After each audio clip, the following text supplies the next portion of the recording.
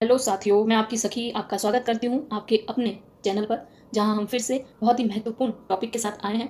आप किसी भी एग्ज़ाम की तैयारी कर रहे हैं, आज की न्यूज़ सभी एग्ज़ाम के लिए बहुत ही महत्वपूर्ण है, क्योंकि कल की मंत्रिमंडल की जो बैठक थी मंत्रिमंडल की, उस बैठक में बहुत ही महत्वपूर्ण इस तरीके के और इतने सारे नियम प्रावधान बदले गए हैं और नया एड ऑन किया गया है, वो सभी आपको इस न्यूज़ में पूरा ही कवर हो जाएगा। साथ में क्वेश्चन भी देखेंगे, तो आप बने रहें। 10-15 जो भी टाइम लगता है इस न्यूज़ को, आप टाइम की चिंता नहीं करें, लेकिन रेगुलर अगर 30 मिनट में आप करंट को दे रहे हो तो आपके लिए बहुत ही अच्छा एक रिवीजन कंज्यूमिंग टाइम जो है वो कहलाएगा, क्योंकि एक साथ तो आप इतना पढ़ नहीं पाओगे।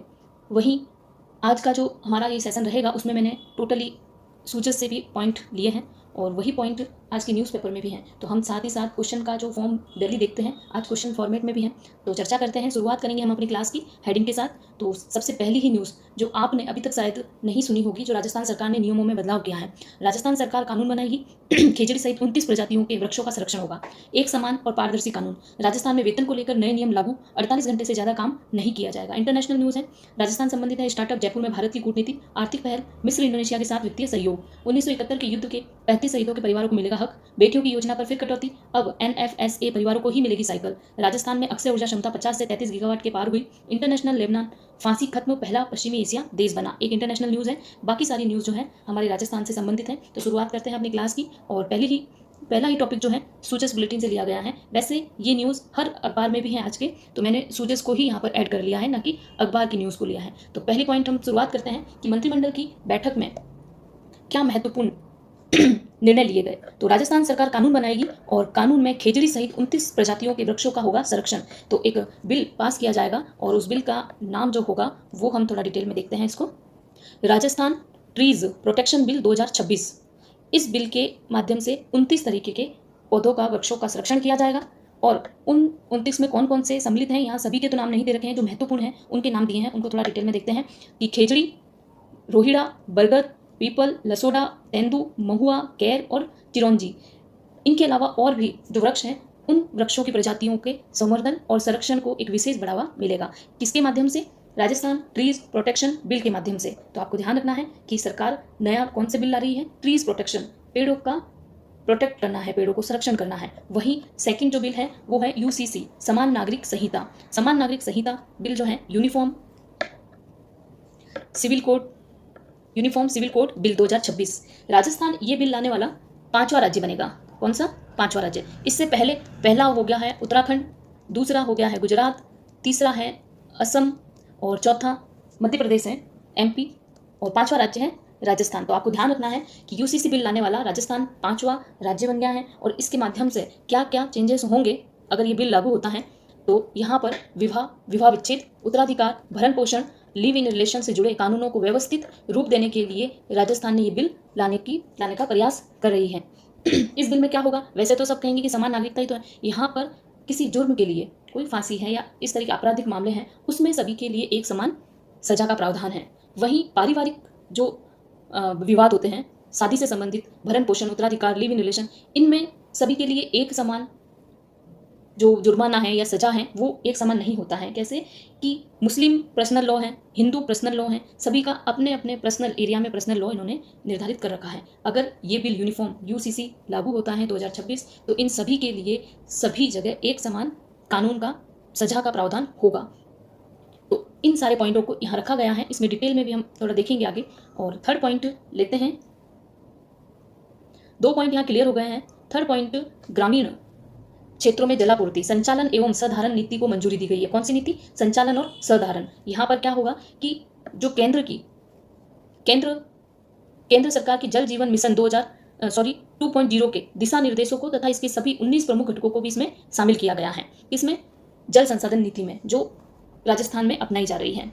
ग्रामीण जलापूर्ति योजनाओं के प्रभावी प्रबंधन और निगरानी के लिए अब यहाँ अलग अलग पॉइंट दे रखे हैं। क्या पॉइंट है? कि पहली बात तो ये कि केंद्र सरकार का जो जल जीवन मिशन 2.0 चल रहा है, उसके जो दिशा निर्देश हैं और उसके 19 जो प्रमुख घटक हैं उनको भी इसमें अपनाया गया है। उसके बाद इसके लिए समितियां बनाई गई हैं, स्थानीय स्तर पर, ग्राम स्तर, ब्लॉक स्तर, संस्थागत ढांचा गठित किया जाएगा। थर्ड पॉइंट, स्थानीय स्तर पर बुनियादी ढांचे के दैनिक संचालन और रखरखाव की जिम्मेदारी ग्राम पंचायत और ग्राम जल एवं स्वास्थ्य समिति की होगी। तो यहाँ आपको ध्यान रखना है, पहला पॉइंट ये है, सेकंड ये है और थर्ड ये पॉइंट है कि जिम्मेदारी किसको दी गई है। 4 है, लघु सेवा प्रदाय निकाय के रूप में कार्य करेगी। कैसे? लघु सेवा प्रदाय। फिफ्थ, इन समितियों को तकनीकी मार्गदर्शन देने के लिए 5 से 6 ग्राम पंचायतों के समूह पर क्लस्टर समिति गठित की जाएगी।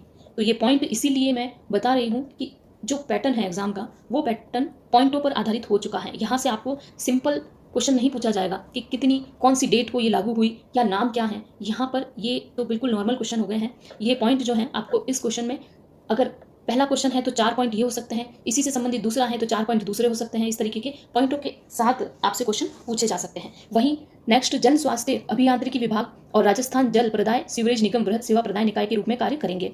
इन योजनाओं के सफल वित्तीय प्रबंधन के लिए केंद्र व राज्य वित्त आयोग के टाइड फंड, राज्य वित्त आयोग, बजट, विधायक और सांसद निधि DMFT फंड, उपभोक्ता शुल्क से प्राप्त धनराशि का उपयोग किया जाएगा। ये मोस्ट है, कौन कौन सी धनराशियों का इसमें उपयोग किया जाएगा इस जलापूर्ति के संचालन और साधारण के लिए। तो आपको ये तो बिल्कुल नोट करके रखना है। साथ में VB रामजी योजना के तहत भी मरम्मत और रखरखाव का कार्य क्या किया जाएगा? मरम्मत और रखरखाव इस योजना के तहत किया जाएगा। इससे लोगों को समय पर पर्याप्त मात्रा में स्वच्छ जल उपलब्ध हो सकेगा। तो यहाँ पर आपको सीधे सीधे 8 से 9 पॉइंट निकल कर आ रहे हैं कि क्या क्या पॉइंट है यहाँ पर। पहला, केंद्र से संबंधित। दूसरा, जलापूर्ति प्रबंध से संबंधित, पंचायत, ग्राम पंचायत, ब्लॉक स्तर पर।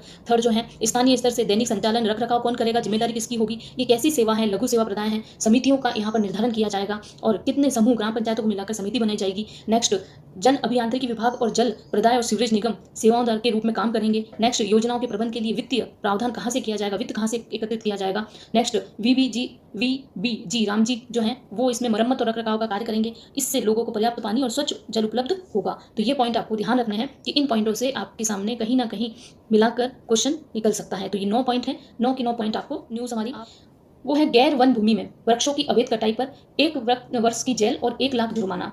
तो यहाँ पर भी अब आपका क्वेश्चन होगा कि गैर वन भूमि वो है जो सरकार द्वारा इसे वन, जंगल या संरक्षित नहीं घोषित किया गया है। ये कृषि क्षेत्र हो सकता है, ये शहरी इलाका हो सकता है, निजी क्षेत्र हो सकता है। अगर वहाँ पर कोई भूमि की या वन जो उस भूमि पर जो वन उगे हुए हैं उनकी कोई कटाई कर रहा है, अवैध कटाई कर रहा है, तो उसके ऊपर 1 साल की तो उसे जेल होगी और 1 लाख ही उस पर जुर्माना लगाया जाएगा। नेक्स्ट, अभी तक हमने 4 न्यूज़ 5 न्यूज़ यहाँ से देख लिए हैं।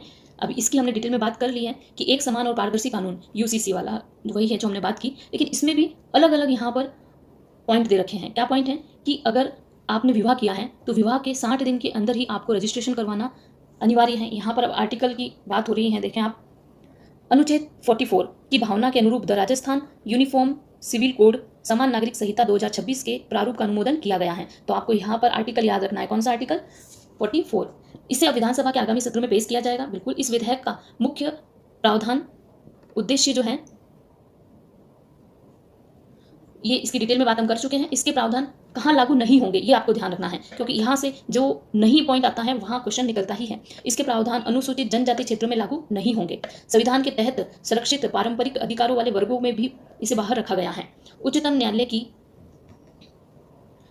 की सेवानिवृत्त, अब इसकी कमेटी बनी है उसके बारे में बात है कि उच्चतम न्यायालय की सेवानिवृत्त न्यायमूर्ति रंजना प्रकाश देसाई की अध्यक्षता में गठित विशेषज्ञ समिति की सिफारिशों के आधार पर यह प्रारूप तैयार किया गया है। तो ये क्वेश्चन निकल सकता है कि ये जो UCC प्रारूप है ये किस की अध्यक्षता में, और वो कौन है, कहाँ से वो संबंधित है, किस सेवा से संबंधित है जो ये समिति गठित की गई है। विवाह पंजीकरण अनिवार्य एवं बहु विवाह निषेध किया गया है। विवाह का पंजीकरण करना अनिवार्य है और यहाँ 1 से ज़्यादा आप विवाह नहीं कर सकते हो।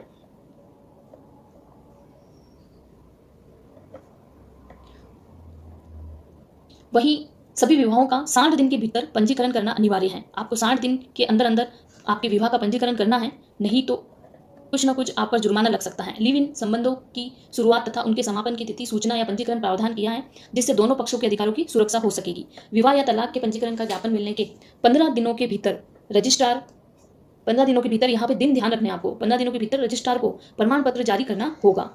कब? विवाह या तलाक के पंजीकरण के ज्ञापन पर। लिखित में आवेदन खारिज करना होगा। रजिस्ट्रार द्वारा आवेदन खारिज करने पर 30 दिनों के भीतर रजिस्ट्रार जनरल के समक्ष अपील की जा सकेगी, जिसका निस्तारण 60 दिनों के भीतर करना अनिवार्य। मतलब कितने कठोर नियम लागू कर दिए हैं कि अगर शादी के बाद 60 दिन के अंदर आपको पंजीकरण करना है, अगर विवाह विच्छेद आप तलाक लेना चाह रहे हो तो आपको 30 दिन के भीतर रजिस्ट्रार को एक अपील करनी है और उसके बाद 60 दिनों के भीतर अनिवार्य करना है। केवल पंजीकरण न होने या देरी होने मात्र से कोई विवाह अमान्य नहीं माना जाएगा। यहाँ सहूलियत दी गई है। पंजीकरण न कराने पर, अगर आप पंजीकरण नहीं करा रहे हैं तो कितना जुर्माना लगाया जाएगा? 10,000 रुपये तक, और नोटिस मिलने के बाद भी अगर आप अनदेखी कर रहे हैं तो 25,000 रुपये तक का जुर्माना लगाया जाएगा। ये इतनी डिटेल में ध्यान रखना है, क्योंकि आपको डिटेल याद होनी चाहिए कि कहाँ कमी होगी तो कैसा जुर्माना होगा। जानबूझकर पंजीकरण प्रक्रिया में देरी या उपेक्षा करने वाले रजिस्ट्रार पर रजिस्ट्रार जनरल द्वारा 25,000 जुर्माना लगाया जाएगा। अब यहाँ पर केवल उस व्यक्ति की जिम्मेदारी नहीं है, जिम्मेदारी उसकी भी है कि अगर उसने ये कार्य, रजिस्ट्रार ने कार्य ठीक तरीके से नहीं किया तो रजिस्ट्रार पर भी जुर्माना लगाया जाएगा। तो कार्य दोनों को मिलकर सही समय पर और सही कार्य करना है। विधेयक में विवाह के बाद उत्पन्न विवादों के निपटारे के लिए भी स्पष्ट प्रावधान किए गए हैं कि कहाँ कहाँ विवाद उत्पन्न हो रहे हैं। उसके लिए जबरन अथवा धोखे से ली गई सहमति या नपुंसकता सहित अन्य कारणों के आधार पर न्यायालय द्वारा विवाह को शून्य घोषित करने के स्पष्ट प्रावधान किए गए हैं।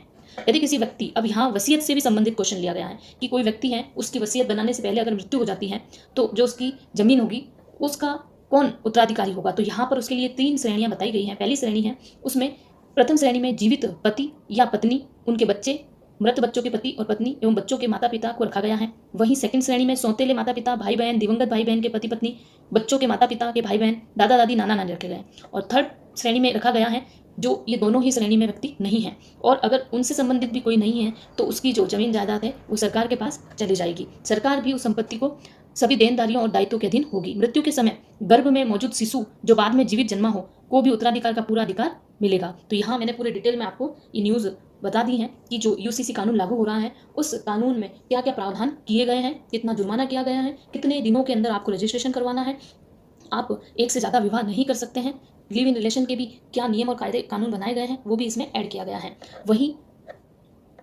उद्योगों एवं अक्षय ऊर्जा परियोजना के लिए भूमि, यहाँ पर उद्योग के लिए और अक्षय ऊर्जा परियोजना के लिए भी सरकार ने बहुत सारी भूमि आवंटन की बात की गई है और नियम कानून बनाए गए हैं। सबसे पहली बात करते हैं उद्योग की। अल्ट्राटेक सीमेंट लिमिटेड जैसलमेर जिले के पारेवर को करीब 306 हेक्टेयर औद्योगिक भूमि के आवंटन की मंजूरी दी गई है। वहीं अक्षय ऊर्जा के लिए और कितनी योजनाएं बनाई हैं, 4 अक्षय ऊर्जा परियोजना के लिए भूमि आवंटन के प्रस्ताव का अनुमोदन भी किया गया है। तो यहाँ पर आपको ध्यान रखना है कितनी अक्षय ऊर्जा, 4 नहीं 4 और, ठीक है। नेक्स्ट चलते हैं हम, यहाँ पर जो अक्षय ऊर्जा बात चल रही है वहाँ पर बीकानेर जिला तहसील पुंगल के ग्राम बरजू में लगभग 228 हेक्टेयर और जैसलमेर जिले की उपनिवेशन तहसील रामगढ़ 2 के ग्राम है रामगढ़ बारानी दक्षिण में लगभग 485 हेक्टेयर भूमि। यहाँ पर बीकानेर और जैसलमेर इनकी तहसील और वहाँ जो गांव है उनके लिए जमीन दी गई है सौर ऊर्जा, अक्षय ऊर्जा के लिए। वहीं ग्राम तोबा जैसलमेर का और निम्बा में भी जमीन दी गई है। बाड़मेर जिले में भी तहसील सीव के ग्राम लीकड़ी में लगभग 51 हेक्टेयर भूमि सोलर विंड हाइब्रिड परियोजना के लिए सशर्त कीमतन आवंटन की स्वीकृति दी गई है। मतलब ये भूमि आवंटन की स्वीकृति दे दी गई है। 4 अक्षय ऊर्जा परियोजना का ध्यान रखना है, ज़्यादातर बीकानेर, जैसलमेर, बाड़मेर का ध्यान रखना है। अल्ट्राटेक सीमेंट जैसलमेर के जिले में औद्योगिक भूमि आवंटित की गई है। अल्ट्राटेक सीमेंट के लिए जैसलमेर में ये आपको ध्यान रखना है। चित्तौड़ या सिरोही इस तरीके आप गलती नहीं करें। तो यहाँ से आपको सौर ऊर्जा, अक्षय ऊर्जा के बारे में भी न्यूज़ मिल गई। अब हम बात करते हैं एस्केप जलाशय निर्माण से प्रभावित काश्तकारों को भूमि आवंटित। अब यहाँ एस्केप का थोड़ा अर्थ देखेंगे कि एस्केप वो है जो नहर है, नहर के दबाव को कम करने के लिए जो पानी का रिसाव होता है उससे, उस पानी से जो आसपास की ज़मीन है लोगों की, उस ज़मीन को जो नुकसान होता है पानी के भराव के कारण, उसके लिए जैसलमेर की उपनिवेश तहसील नाचना 1 के ग्राम चिन्नू में एस्केप जलाशय RD 1121 के निर्माण से प्रभावित 21 गैर खातेदार काश्तकारों को उसी गाँव में भूमि आवंटित करने के प्रस्ताव स्वीकृति दी है। ये जो निर्णय है काफ़ी समय से विवाद था और ये अपवाद स्वरूप मंजूरी दी गई है ताकि प्रभावित काश्तकारों को पुनर्वास हो सके और वर्षों पुराना विवाद सुलझ सके। ये सरकार की बहुत ही अनूठी पहल है कि इन काश्तकारों को भी इनकी जो ज़मीन पानी की वजह से खराब हो चुकी थी उसके साथ दूसरी ज़मीन इन्हें दी गई है जहाँ ये भूमि जो है उपजाऊ बना सके, उस भूमि पर खेती कर सके। तो यहाँ से हमने बहुत सारी महत्वपूर्ण जो मंत्रिमंडलीय घोषणाएं की गई हैं उनके बारे में चर्चा की है और आई थिंक इसमें से कहीं ना कहीं मुझे तो लगता है कि सारे ही क्वेश्चन इसमें से बनने के चांस हैं अभी तक जो हमने डिटेल में चर्चा की है। नेक्स्ट हम चलते हैं 1971 के युद्ध में जो 35 शहीद परिवार थे उनको भी अब हक मिलेगा। अब किस तरीके से मिलेगा, यहाँ फिर 2 पॉइंट आपको देखना है। जो भारत और पाकिस्तान का युद्ध हुआ था वो कौन सा ऑपरेशन के साथ हुआ है, ऑपरेशन कैक्टस लिली, ये आपको नाम ध्यान रखना है। तो पहला पॉइंट ये निकल गया यहाँ से। राजस्थान के इसमें तुरंत शहीद तो 326 थे लेकिन जो घायल हो गए थे गंभीर रूप से वो उनकी संख्या 35 थी, उन्हें इस तरह की वीर गति प्राप्त हुई थी। तो यहाँ पर डेट भी दे रखी है 1 जनवरी 1972, 31 अक्टूबर 1972। इन 35 सैनिकों को भी ऑपरेशन कैक्टस लिली के तहत बेटल कैजुअलिटी फैटल घोषित किया गया है। तो ये नेक्स्ट पॉइंट याद रखना है, क्या घोषित किया है, बेटल कैजुअलिटी फैटल।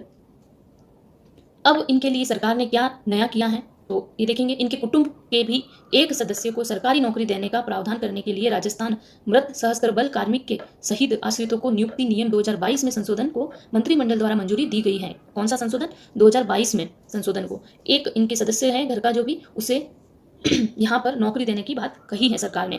और यहाँ योजना की तिथि भी बढ़ाई है। अब ये 71 से 72 ये आपको ध्यान रखना है, जनवरी दिसंबर करके इसको बढ़ाया गया है।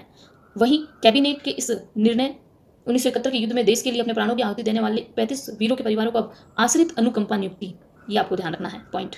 तो यहाँ से 4.5 पॉइंट निकले हैं, वो आप क्लियर देखें। वहीं हम नेक्स्ट चलते हैं। पद त्याग करने पर कार्मिकों से नहीं होगी वसूली। अब यहाँ पर जो 2 वर्ष उनकी प्रशिक्षण अवधि चलती है, उस अवधि में या तो उस अवधि के बीच में ही उसे जो वेतन मिल रहा है, उस वेतन का वापस उनसे वसूली नहीं की जाएगी। बस वसूल किया जाएगा कि वो जो प्रशिक्षण में व्यय किया जा रहा है उनके द्वारा, वो व्यय लिया जाएगा प्रशिक्षण का। दूसरा, अगर 2 वर्ष से पहले ही वो पद त्याग देता है तो भी उससे दोनों ही तरीके के प्रशिक्षण व्यय की कोई वसूली नहीं की जाएगी। थर्ड है, महिला राज्य कर्मचारी को चाइल्ड केयर लीव एक कैलेंडर में पहले 3 के स्थान पर अब 6 चरणों में स्वीकृति की जा रही है, जिससे सैरोगेसी की मातृत्व प्राप्त करने के मामलों में सैरोगेट मदर को अब 180 दिन तथा कमीशनिंग मदर को 90 दिन का मातृत्व अवकाश प्रदान किया जाएगा, जिससे वो अपने बच्चे की बेहतर देखभाल कर सके। इसके लिए राजस्थान सेवा नियम 1951 में संशोधन किया गया है। यहाँ बहुत सारे अधिनियमों में संशोधन करके नए पॉइंट ऐड किए गए हैं। वहीं पदोन्नति के लिए भी वांछित अनुभव में 2 वर्ष की छूट दी गई है कि आपको अब अनुभव प्राप्त करने के लिए 2 वर्ष की छूट है, 2 वर्ष में आप अनुभव प्राप्त कर सकते हो। साथ ही राजस्थान दिव्यांगजन अधिकार संशोधन नियम 2026, अब दिव्यांगों के जो अधिकार थे उस अधिकार संशोधन किया गया है, 2026 संशोधन किया गया है। क्या संशोधन है कि अब उन्हें नेशनल बेनिफिट 30 जून 2016 से दिए जाने के लिए राजस्थान दिव्यांगजन अधिकार संशोधन नियम 2026 का अनुमोदन किया गया है कि उन्हें जो भी उन्हें वेतन जो मिल रहा था, वो वेतन उन्हें 30 जून 2016 के आधार पर दिया जाएगा। तो इसकी अनुपालना की जाएगी। कार्मिकों की वर्षों पुरानी मांग पूरी हुई है। राज्य में दिव्यांगों को पदोन्नति दिए जा रहे 4% आरक्षण के तहत अब 30 जून 2016 से नेशनल बेनिफिट दिया जाएगा। एक नई पॉइंट ये। इसी के साथ जनजाति क्षेत्रीय विकास वार्डन की भर्ती का मार्ग प्रशस्त। जनजाति क्षेत्र में वार्डन की जो भर्ती हो रही थी, उसके लिए यहाँ अलग पॉइंट दे रखे हैं। इन पॉइंटों में है कि क्षेत्रीय विकास विभाग द्वारा संचालित राजकीय आवासीय विद्यालय और छात्रावास वार्डन के पदों पर भर्ती का मार्ग प्रशस्त करने के लिए राजस्थान जनजाति क्षेत्रीय विकास राज्य एवं अधीनस्थ सेवा भर्ती एवं सेवा की अन्य शर्तें नियम 2001 संशोधन अनुमोदन किया गया। अब यहाँ क्या क्या संशोधन किए गए हैं? यहाँ संशोधन हुआ है, इसमें परीक्षा की स्कीम, नेगेटिव मार्किंग, न्यूनतम पासिंग मार्क्स 40% और विस्तृत पाठ्यक्रम के प्रावधान जोड़े गए हैं। यहाँ आपको इस पॉइंट को बहुत ही ध्यान से पढ़ना है। यहाँ क्या कहा गया है? प्रावधान जोड़े गए हैं, प्रावधान हटाए नहीं गए हैं। ये 40% मार्क्स का जो क्राइटेरिया है, ये बहुत ही बच्चों को परेशान कर रहा है, लेकिन जनजाति क्षेत्रों में इसको जोड़ा गया है। अब इससे इस निर्णय से टीएडी विभाग में छात्रावास अधीक्षक महिला ग्रेड 2 और अधीक्षक ग्रेड 2 के कुल 470 पद राजस्थान अधीनस्थ एवं मंत्रालय सेवा समान पात्रता परीक्षा के माध्यम से भरा जा सकता है। पहले ये पद किसके द्वारा भरे जाते थे? शिक्षा विभाग से प्रति नियुक्ति पर भरे जाते थे। अब एग्जाम द्वारा ये भरे जाएंगे। तो ये तो बहुत ही महत्वपूर्ण है, आपको ध्यान रखना है कि क्या जोड़ा गया है। यहाँ से क्वेश्चन निकल सकता है। नेक्स्ट, राजस्थान वन अधीनस्थ सेवा नियम 2015। वन अधीनस्थ सेवा 2015, यहाँ पर जो नियुक्तियां वनपाल, वन रक्षक, कनिष्ठ अभियंता की नियुक्ति थी, पदोन्नति थी, उसका मार्ग प्रशस्त हो चुका है। तो ये देखोगे कि आप हमने डिटेल में बहुत सारी न्यूज़ जो है वो यहाँ क्लियर की है। तो आप 5 से 6, 6 से 7 तरीके की न्यूज़ यहाँ देख चुके हैं।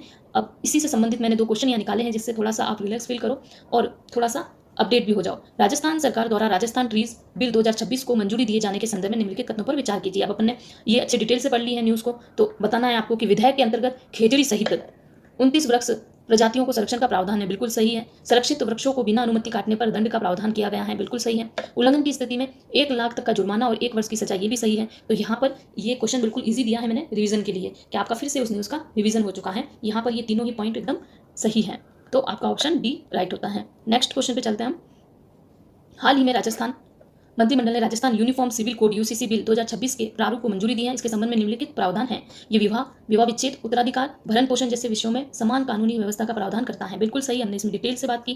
प्रस्तावित विधेयक में विवाह के पंजीकरण को अनिवार्य करने का प्रावधान, बिल्कुल सही है। कितने दिनों में? 60 दिनों में, मतलब 2 माह में। इसे राजस्थान विधानसभा के आगामी सत्र में प्रस्तुत किया जाना प्रस्तावित है, बिल्कुल सही। तो ये भी तीनों पॉइंट एकदम सही है। नेक्स्ट, ये 2 क्वेश्चन से आपको थोड़ा कॉन्फिडेंस भी आ जाएगा। अब ये भी बहुत महत्वपूर्ण संशोधन कहें, कोर्ट ऑन वेजेज रूल्स, साल में 2 बार बदलेगा महंगाई भत्ता। बहुत महत्वपूर्ण न्यूज़ है, आपको ध्यान रखना है इसका। जो भी कर्मचारी हैं उनके लिए बहुत महत्वपूर्ण है, और जो बनने जा रहे हैं उनके लिए भी बहुत महत्वपूर्ण है। राजस्थान में वेतन को लेकर नए नियम लागू हो गए हैं। 48 घंटे से ज़्यादा काम नहीं किया जाएगा। आपके लिए बहुत अच्छी सुविधा की है कि आप सप्ताह में 48 घंटे से ज़्यादा काम नहीं कर सकते, रेस्ट करना है आपको। और वेतन की कटौती पर भी प्रावधान है, 50% से अधिक वेतन कटौती पर रोक लगाई गई है। यहाँ पर ये कौन सा बिल है? श्रम विभाग द्वारा code on wages Rajasthan rules 2026 को अधिसूचित कर दिया गया है। बुधवार को राजपत्र के असाधारण अंक में अधिसूचना जारी की गई। इनके लागू होने से न्यूनतम मजदूरी, वेतन भुगतान, ओवर टाइम, साप्ताहिक अवकाश, वेतन कटौती, रिकॉर्ड साधारण और कर्मचारियों के दावों के निस्तारण की व्यवस्था में बदलाव आया है। वहीं नए नियमों के अनुसार किसी भी कर्मचारी से सप्ताह के 48 घंटे अधिक काम नहीं कराया जा सकता। लगातार 5 घंटे काम के बाद कम से कम आधे घंटे का आपको रेस्ट मिलेगा। 6 दिन काम करने वाले कर्मचारी को सप्ताह में 1 दिन सवेतनीय अवकाश मिलेगा, जैसे संडे की छुट्टी होती है। लचीले कार्य घंटों की स्थिति में, है ना, थोड़ा रेस्ट हो रहा है, काम हो रहा है, रेस्ट हो रहा है, काम हो रहा है। सप्ताह में 6 दिन से कम काम करने वाले कर्मचारियों से किसी दिन विश्राम सहित अधिकतम 12 घंटे काम भी कराया जा सकेगा।